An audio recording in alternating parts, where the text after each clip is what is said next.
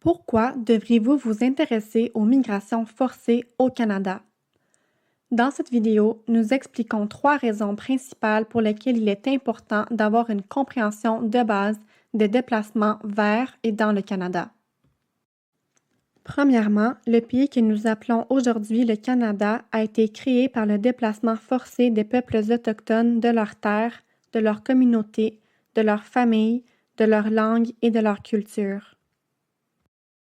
L'héritage de cette colonisation et les déplacements forcés se poursuivent aujourd'hui par l'incarcération disproportionnée des peuples autochtones, le pourcentage élevé d'enfants autochtones placés en institutions ou en familles d'accueil, ainsi que la traite et la disparition de femmes, de filles et de personnes d'ES-LGBTQ+ autochtones. Les peuples autochtones qui dépendent de la terre et de la nature pour assurer leur survie physique, culturelle et communautaire sont disproportionnellement touchés par les enjeux de déplacement dus au changement climatique. Deuxièmement, le droit d'asile est une norme internationale bien établie qui est codifiée dans le droit international, la législation nationale, les pratiques culturelles et la plupart des religions.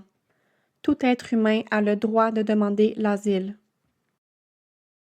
Cependant, de nombreux pays riches, comme le Canada, utilisent des politiques d'externalisation pour empêcher les personnes d'atteindre notre territoire pour y déposer une demande d'asile.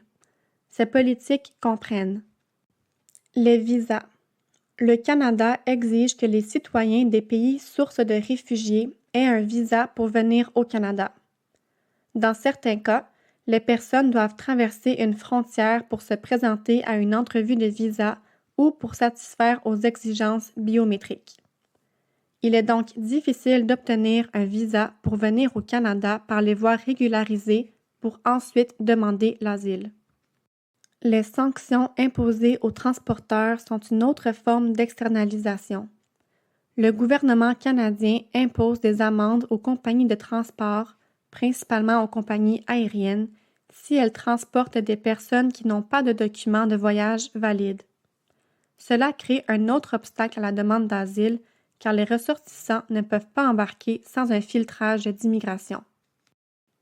Le Canada conclut également des accords avec d'autres pays afin de réduire les demandes d'asile.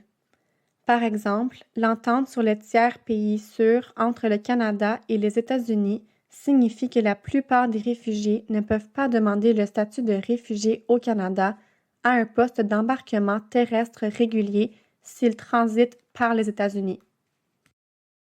Ces politiques d'externalisation, combinées à la situation géographique du Canada, font que nous recevons très peu de demandes d'asile. La plupart des réfugiés sont accueillis dans des pays qui sont proches des mouvements de réfugiés à grande échelle, comme la Turquie, la Pologne, le Pakistan et l'Ouganda. La troisième raison pour laquelle vous devez vous renseigner sur la migration forcée est que le Canada est un important pays de réinstallation. Cela signifie que le Canada démontre un leadership à l'international pour faire venir au Canada des réfugiés d'autres pays. Nous avons également un programme innovateur de parrainage privé de réfugiés, PPPR, nommé le parrainage collectif au Québec. Ce programme permet aux Canadiens et aux résidents permanents de travailler ensemble pour accueillir des réfugiés. Les réfugiés qui sont réinstallés au Canada, que ce soit grâce à l'aide du gouvernement ou du parrainage privé, ont un statut de résident permanent dès leur arrivée au Canada. Toutefois, il convient de noter que moins d'1% de la population mondiale de réfugiés est réinstallée chaque année. De plus, bien que le Canada soit actuellement le chef de file en matière de réinstallation, c'est surtout parce que les États-Unis ont considérablement réduit leurs propres efforts dans les dernières années. En conséquence, il y a un écart croissant entre les besoins de réinstallation et les places disponibles. La pandémie de COVID-19 a exacerbé les retards administratifs pour toutes les catégories d'immigration au Canada, y compris la réinstallation des réfugiés.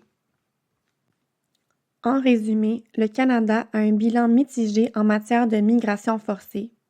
Les Canadiens devraient en apprendre davantage sur la migration forcée pour 3 raisons principales. Premièrement, le déplacement forcé des peuples autochtones était une stratégie délibérée pour mener à la création du Canada en tant qu'État colonisateur. Nous devons reconnaître cette histoire et cet héritage dont les ramifications continuent de contribuer au déplacement forcé des populations autochtones au Canada aujourd'hui. Deuxièmement, le Canada doit faire respecter le droit fondamental d'asile. Certaines de nos politiques sont délibérément destinées à empêcher les gens de trouver refuge au Canada. Troisièmement, les Canadiens doivent mieux comprendre les importants efforts de réinstallation du Canada, y compris le parrainage privé. La réinstallation des réfugiés est importante, mais elle doit tenir compte des tendances mondiales de migration forcée.